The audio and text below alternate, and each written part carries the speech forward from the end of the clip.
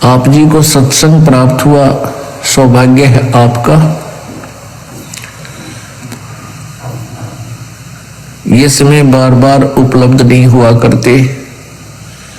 युगों पीछे आप जी को ये मार्ग मिला है। परमात्मा कहते हैं राम नाम रटते रहो, राम नाम रटते रहो, जब तक घट में प्राण, कब हो तो दीन दयाल के भनक पड़ेगी कान। परमेश्वर ने हमें हर प्रकार से समझाने की चेष्टा की है कि तुम भक्ति करते रहो, जो तुम्हारा कार्य तुम्हें साधना बताई है वो करते रहो। और एक दिन वो भी आएगा परमात्मा, सुनना, आपको बहुत से प्रमाण देगा। क्या कह रहे हैं गुरुदेव? एक दिन वो समय भी आएगा, परमात्मा आपको बहुत सारे प्रमाण भी देगा। अब परमात्मा किस बात का प्रमाण देता है?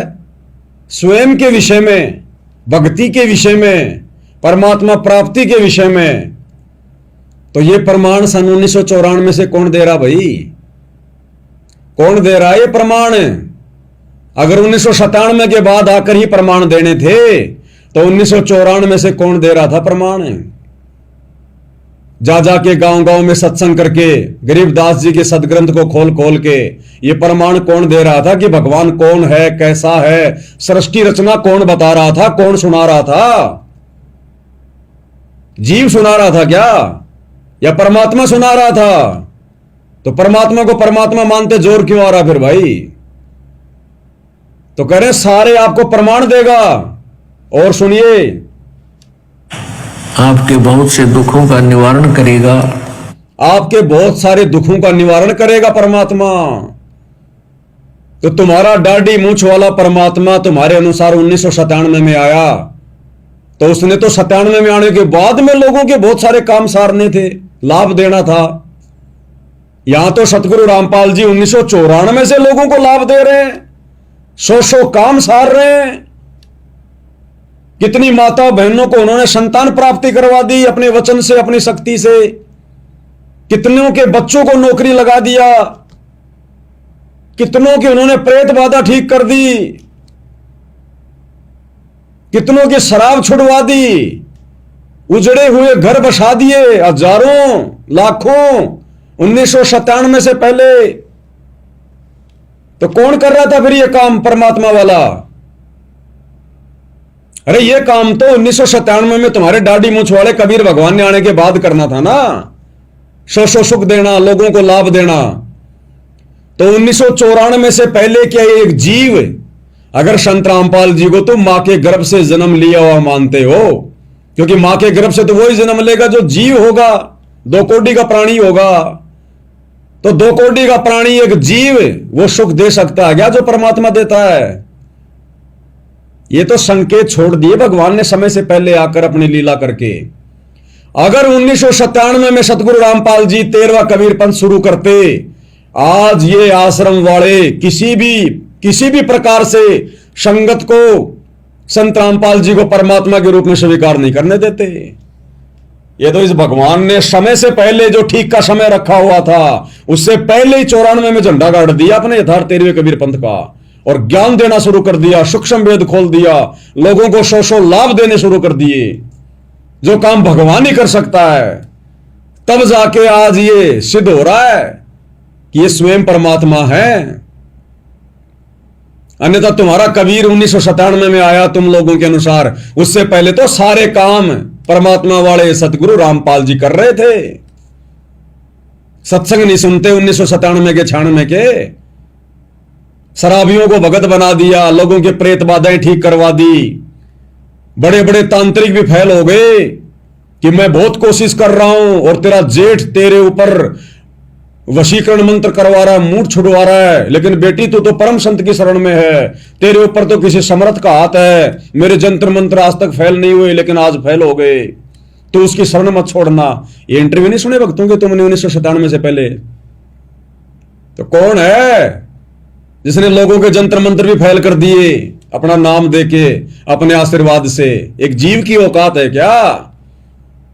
अरे मां के गर्भ से जन्म लेकर आए हुए एक प्राणी की, एक 2 कोटि के जीव की औकात है क्या जो परमात्मा वाले काम कर देगा, काल की शक्तियों को काट देगा?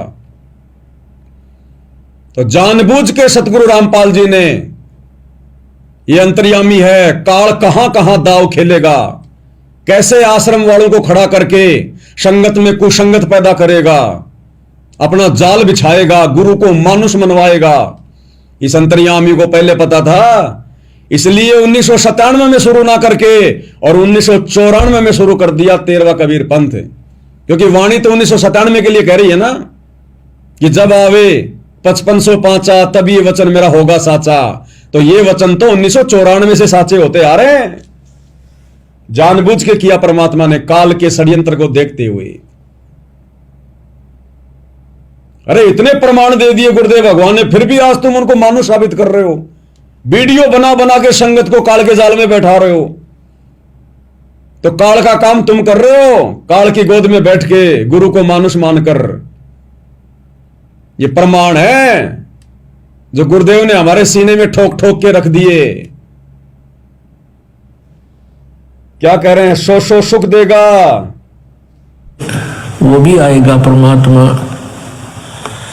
आपको बहुत से प्रमाण देगा, आपके बहुत से दुखों का निवारण करेगा। कौन कर रहा था?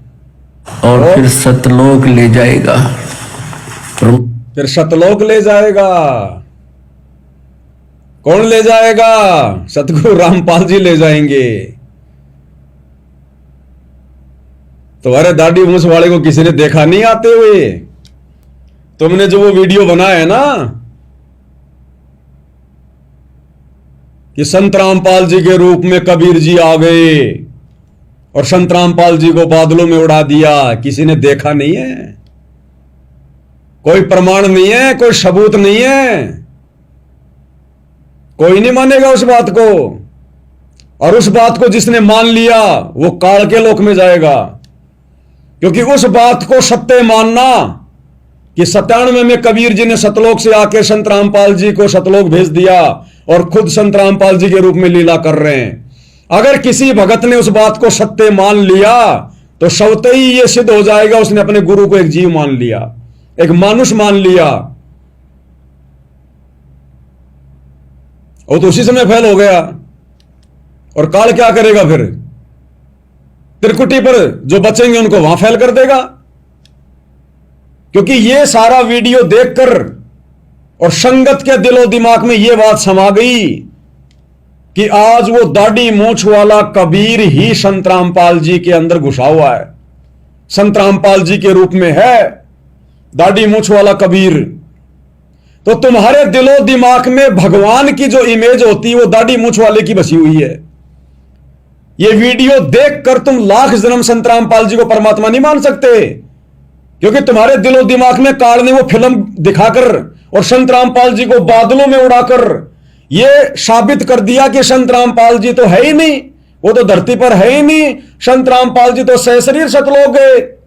तो अब तुम परमात्मा किसको मानोगे? उस दाढ़ी मूंछ वाले कबीर को, उस दाढ़ी मूंछ वाले रूप को।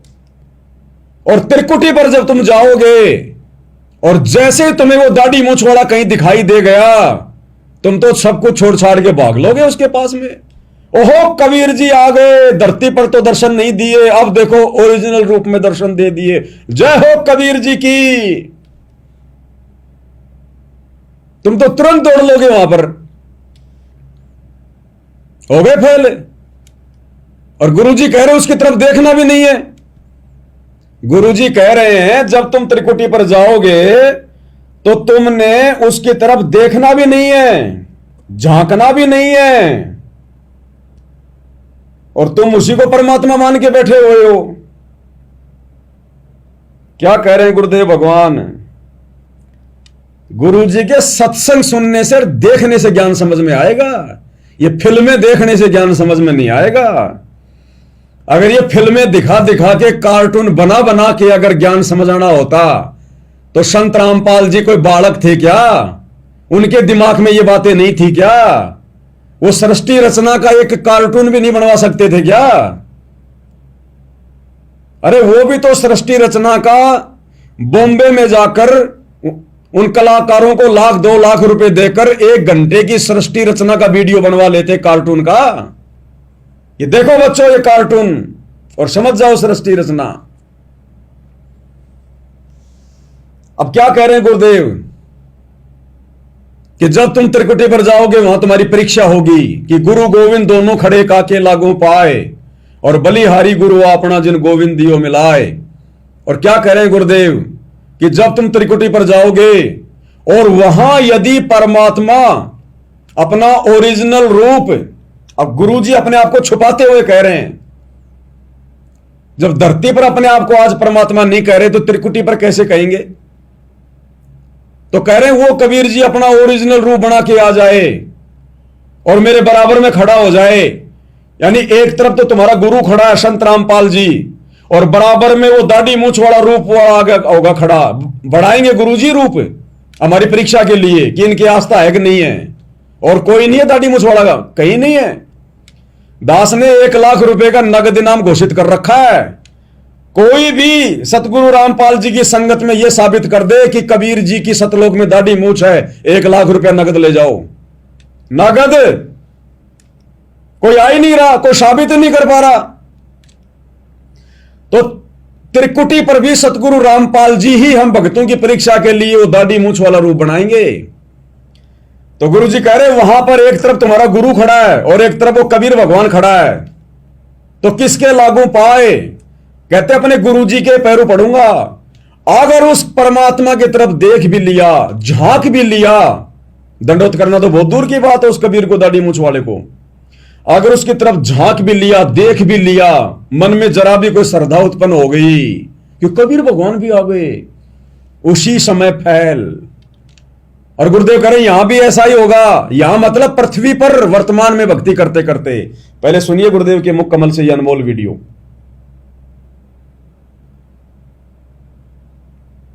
मान लीजिए परमात्मा गुरु और गोविंद दोनों खड़े, वहां मान लीजिए परमात्मा दोनों रूप बना के खड़ा हो जा, एक दास का रूप और दूसरा अपना ओरिजिनल रूप। तो कहते वहां भी परीक्षा होगी किसके लागू पाए।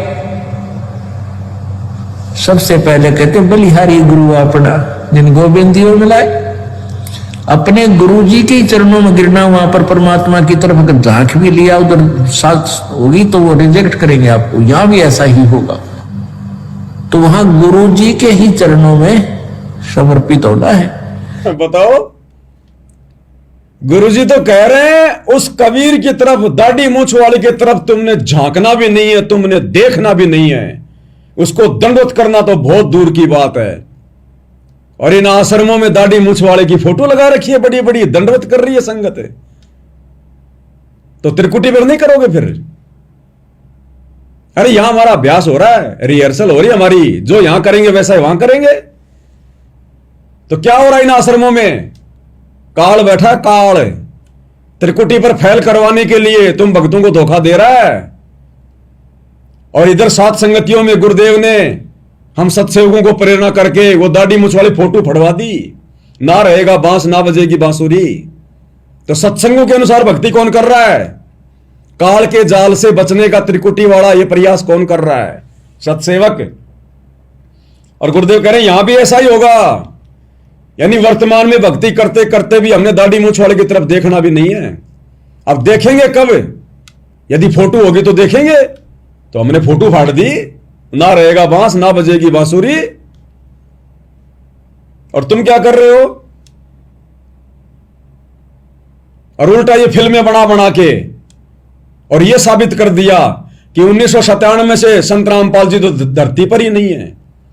अब संत रामपाल जी धरती पर नहीं है, भक्तों ने बादलों में उड़ता हुआ देख लिया फिल्मों में। तो फिर संगत की आस्था किस पे होगी?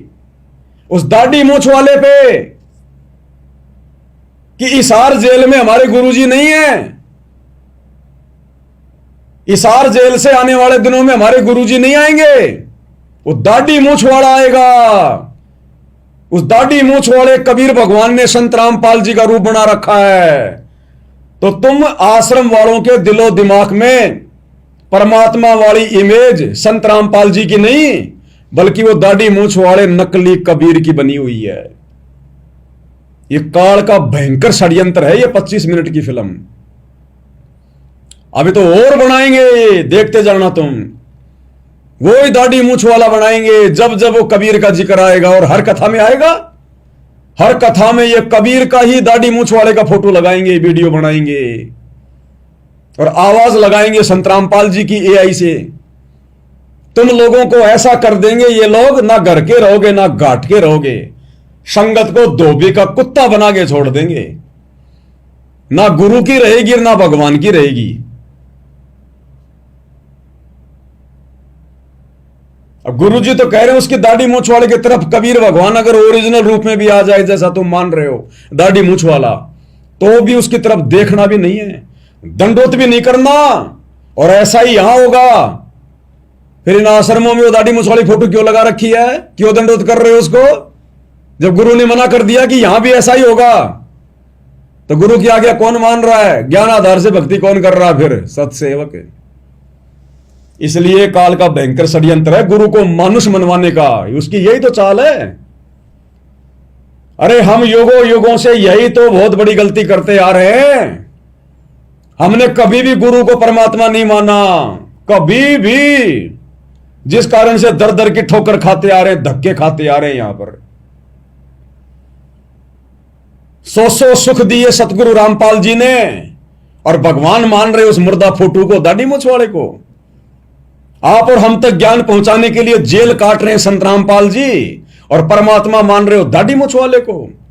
तुम्हारे घरों में सौ सुख, तुम्हारी प्रेत बाधाएं ठीक की सतगुरु रामपाल जी ने, तुम्हारे बच्चों को नौकरियां लगवाई सतगुरु रामपाल जी ने, बांझ औरतों को बेटा बेटी दिए सतगुरु रामपाल जी ने, तुम्हारे घर आज धन धान से भर दिए सतगुरु रामपाल जी ने, और भगवान मान रहे उस दाढ़ी मूछ वाले को। तुम तो गद्दार हो, गद्दार, दोगले, धोखेबाज हो तुम, उनके भगत नहीं हो, धोखेबाज हो तुम। अभी काल प्रेरित हो, तुम्हारी बुद्धि में अभी ये बात नहीं बैठ रही, और कुत्ते की योनि में जाओगे, कुत्ते की योनि में। मैं नहीं कहता, मैं तो गुरु जी का विधान बताता हूं। अपने गुरु को मानुष मानने वाला गुरुदेव के वचन अनुसार कुत्ते की योनि में जाएगा, कुत्ते की योनि में। गुरु जी स्वयं कह रहे हैं, मैं नहीं कह रहा। क्या कह रहे हैं सुन लो। गुरु और परमात्मा में कोई अंतर नहीं होता, जब तक दो समझ कर चाला से कबीर साहब कहते हैं वो कुत्ते की दुनिया में जाएगा। तो ये आश्रम वाले भाई बहन तो कुत्ते की योनि में जाने वाला काम कर रहे हैं, कुत्ते की योनि में। गुरु जी खुद कह रहे हैं कि गुरु और परमात्मा को जो दो मान के चलता है वो तो कुत्ते की योनि में जाता है। तो 1997 का ये वीडियो जो तुम लोगों ने बनाया है, तुमने तो गुरु को और परमात्मा को अलग अलग साबित कर दिया, क्योंकि 1994 से सतगुरु रामपाल जी गुरु पद पे हैं, 1994 से, और उसी दिन से हमने उनको परमात्मा मानना था। और तुमने 1997 में ये वाला वीडियो जो बनाया अभी, इसमें तुमने क्या लिखा, संत और परमात्मा का अद्भुत मिलन, यानी गुरु को अलग और परमात्मा को अलग कर दिया तुमने, कि गुरु और परमात्मा का तो 1997 में मिलन हुआ है। उससे पहले सतगुरु रामपाल जी कौन थे, जीव। और गुरु जी क्या कह रहे हैं, गुरु और परमात्मा को दो मानने वाले वो तो कुत्ते की योनि में जाएंगे, कुत्ते की योनि में। तो ये 90% संगत जो सतलोक आश्रमों से जुड़ी है, ये तो कुत्ते की योनि में जाने वाला काम कर रही है। भाई और बहनों, हम खुश नसीब हैं साथ संगत वाले, जो इन साध संगतियों के माध्यम से गुरुदेव भगवान के विशेष आशीर्वाद से आज आप और हमें ये बातें समझ में आ रही हैं। ये ब्रह्मा विष्णु महेश की समझ में नहीं आ सकती अगर गुरु का आशीर्वाद ना हो, तो विशेष मेहर ना हो तो। और ये कहते हैं हम गुरुद्रोही हैं, ये कहते हैं हमारे नाम खंड हैं। अरे सब कुछ तुम्हारा खंड हुआ पड़ा है, तुम्हें गुरु में परमात्मा नहीं दिखाई दे रहा, नाम तो तुम्हारे खंड है, नाम ही नहीं तुम्हारा तो पूरा सिस्टम खंड है। और गुरुद्रोही हम हैं या तुम हो? अरे गुरुद्रोही गुरु को परमात्मा मानने वाला गुरुद्रोही होता है या गुरु को मानुष मानने वाला गुरुद्रोही होता है? लेकिन ये काल का लोक है या उल्टा सिस्टम है। यहां जब भगवान को देशद्रोही बना दिया तो हम गुरु भक्तों को गुरुद्रोही नहीं बनवाएगा क्या? वो चद्दर ओढ़ के थोड़ी सो रहा है, वो तुम लोगों में प्रवेश करके, आश्रम वालों में, इन मुख्य मुख्य सेवादारों में, गुरुदेव के परिवार में भूत की तरह प्रवेश करके और ये सारा कुकर्म कर रहा। वो आमने सामने की लड़ाई नहीं लड़ता, वो छल बल की लड़ाई लड़ेगा, छल बल की। इसीलिए तो सतगुरु रामपाल जी ने अलग से 7 संगतियां छांट दी कि मेरे जो हैं उनको मैं अलग कर लूंगा और काल उनको लड्डू जलेबी बर्फी के चक्कर में राजनेताओं की रैली में सड़ाता रहेगा।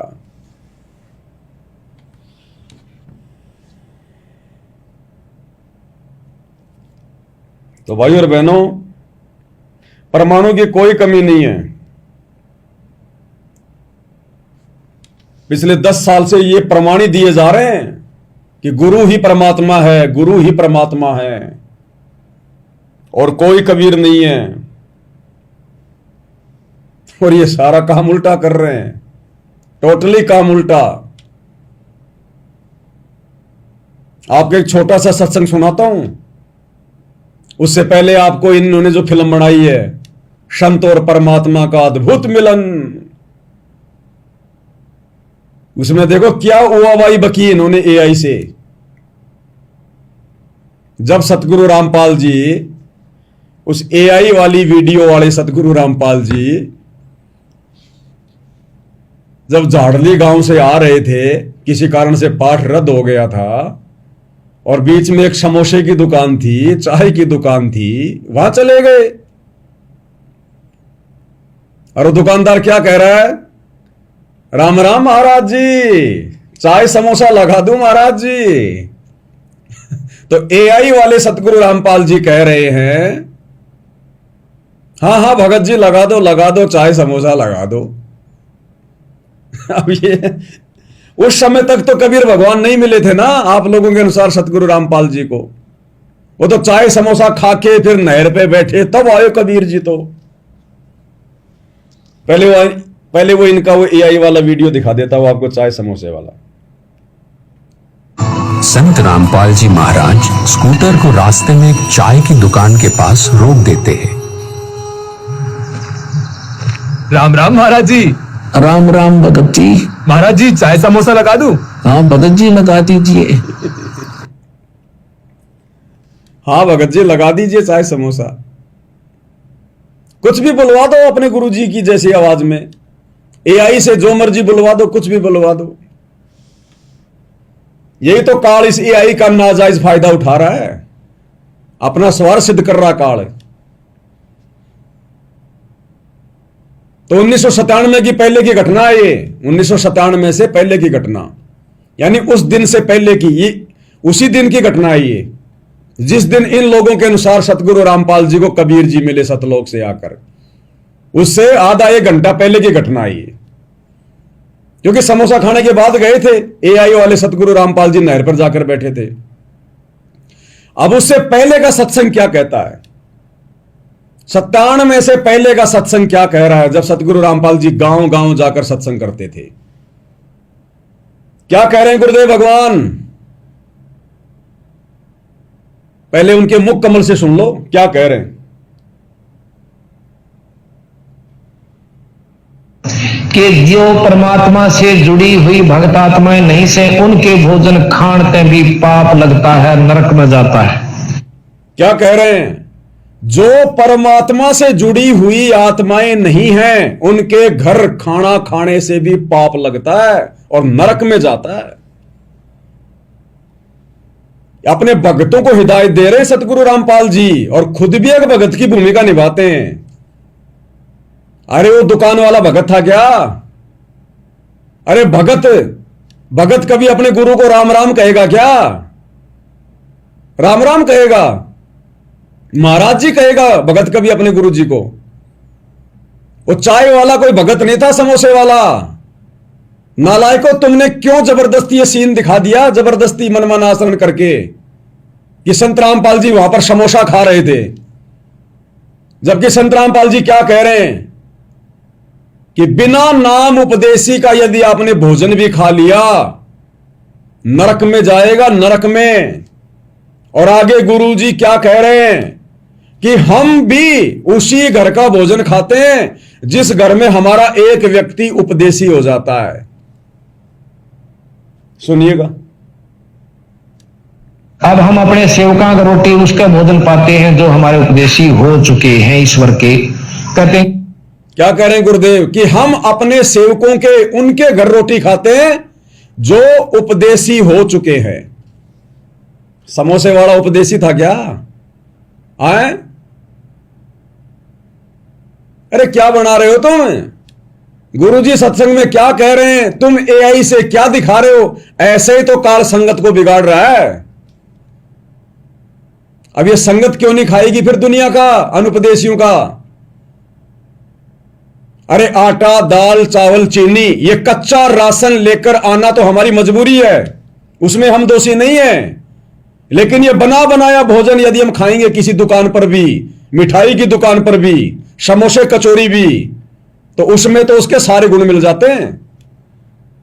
वो भोजन हम नहीं खा सकते। 3 लोग का भार है उसके ऊपर, भले आपने उसको पैसे देने, लेकिन आप उसका समोसा कचौरी नहीं खा सकते। अगर मोक्ष प्राप्त करना है तो गुरु ऐसी गलती करेगा क्या? गुरु ऐसी गलती करेगा? जो अपने शिष्यों को ऐसी शिक्षा दे रहा है वो गुरु ऐसी गलती करेगा? गुरुदेव कह रहे हम भी अपने उस घर में खाना खाते हैं जहां एक हमारा उपदेशी हो जाता है, अन्यथा हम उस घर का पानी भी नहीं पीते। राओ महाराज जी, चाय समोसा ले लो महाराज जी, और हां वही लगा दे चाय समोसा। ऐसे बिगाड़ा जाता है काल के द्वारा संगत को। ऐसे संगत में कुसंगत पैदा होती है, ऐसे ज्ञान का अज्ञान होता है। अब संगत को बेचारी को पता भी नहीं है। ये तो आप और हम सत्सेवकों के दिमाग में आ रही है गुरु के आशीर्वाद से, ये सूक्ष्म पॉइंट है। संगत को नहीं पता चल रहा है इन सब बातों का। संगत वाले तो पहले एक खाते थे, 2-2 समोसे खाना शुरू कर देंगे अब, कि हमारे गुरुजी भी खाया करते थे समोसे।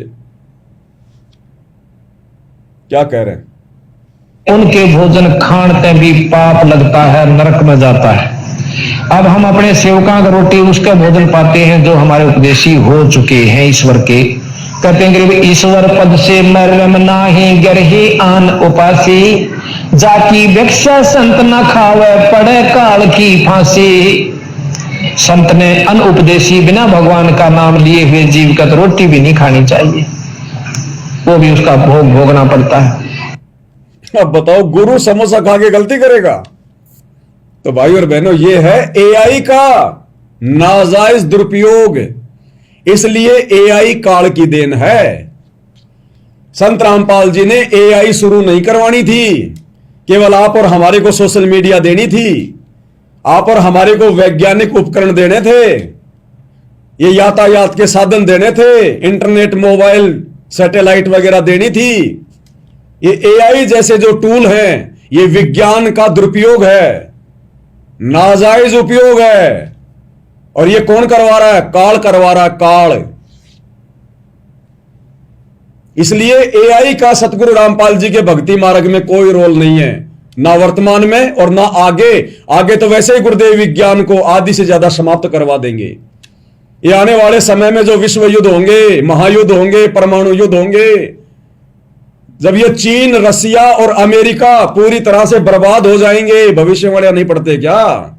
और गुरुदेव ने भी कह रखा है कि नास्तिक देशों का अंत में नाश हुआ करता है। तो नास्तिक है अमेरिका, रसिया, चीन पूरी तरह से नास्तिक है, कोई भगवान नहीं मानते। और सबसे बड़ी परमाणु शक्ति भी यही है, आपस में ये लड़ेंगे और खुद ही समाप्त हो जाएंगे। ये समाप्त तो आदि से ज्यादा विज्ञान समाप्त। और भक्ति करने के लिए हमें आवश्यकता से ज्यादा विज्ञान की जरूरत भी नहीं है। तो हम क्या करेंगे एआई का लेके? हमने कार्टून बनाना अपने गुरुजी को, हमने फिल्में बनानी है, क्या करना हमने मंगल ग्रह पे जाना है, सैटेलाइट बनानी है, हमने बनवा दी ना परमात्मा ने, बस। तो ये एआई ये वर्तमान में काल के द्वारा दी गई देन है इस भक्ति मार्ग को गंदा करने के लिए, गुरु जी को मानुष बनवाने के लिए, ये फालतू की 3D फिल्में बनवाने के लिए, ये कथाएं बनवाने के लिए, AI से एनिमेशन 3D।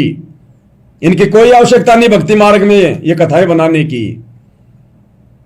अरे एक तो इन आश्रमों में वैसे मर्यादा नहीं है, विषय वासनाओं की आग लगी हुई है, ऊपर से तुमने वो सेव संबंध और नेकी की वो कथा बना दी AI से, और उसको नेकी को कितनी सुंदर औरत बनाया गया है, कितनी जवान, कितनी सुंदर। अरे कितने लोगों के मन में रमणीय करने की इच्छा पैदा होगी उसको देख के। उस AI वाली नकली सुंदर नेकी को देखकर विषय वासनाओं के कीड़े इन सतलोक आश्रमों में बैठे हुए लोगों के मन में कितना विषय वासना पैदा होगा। अरे ये तो वैसे अपनी माता बहनों को नहीं छोड़ रहे। गुरु जी खुद कह रहे हैं विशेष संदेश में कि अपनी ही गुरु बहनों के साथ में अश्लील हरकतें करते हैं, मेरे पास में शिकायतें आती हैं। ऊपर से तुम वहां पर वो फिल्में चला रहे हो, वो जवान जवान लड़कियां औरतें बना रहे हो तुम, क्या जरूरत थी? उनको देख के क्या आएगा मन में? कथा पे ध्यान जाएगा या उस औरत पे ध्यान जाएगा? ये काल की सूक्ष्म चाल है, ये षड्यंत्र है। ऊपर से ना उसमें गुरुजी की आवाज, ना गुरुजी की ओरिजिनल फोटो, तो ना उसको देख के हमारे पाप कर्म नाश हो सकते, ना उस नकली आवाज को सुन के हमारे पाप कर्म नाश हो सकते। नुकसान ही नुकसान चौतरफा। तो ये है AI। तो भाई और बहनों बहुत भयंकर षड्यंत्र है काल का। वो चद्दर ओढ़ के नहीं सो रहा। और आने वाले समय में ज्यों ज्यों हम युग परिवर्तन की तरफ बढ़ेंगे, ज्यों ज्यों वो 2028 का समय नजदीक आएगा, आप देख लेना ये गुरुजी के दोनों लड़के और ये कोऑर्डिनेटर, ये आश्रम वाले, आश्रम संचालक बड़ी बड़ी गलतियां करेंगे और संगत से करवाएंगे, बड़ी बड़ी गलतियां करवाएंगे ये, और संगत सहर्ष करेगी। क्योंकि काल बैटरी पूरी डिस्चार्ज करवाएगा, छोड़ेगा नहीं। आने वाले समय में बचाव का रास्ता नहीं छोड़ेगा कि गुरु किसी को बचा सके। तो ये तगड़ा जाल है भाई और बहनों। तो आज के वीडियो में भाई और बहनों केवल इतना ही।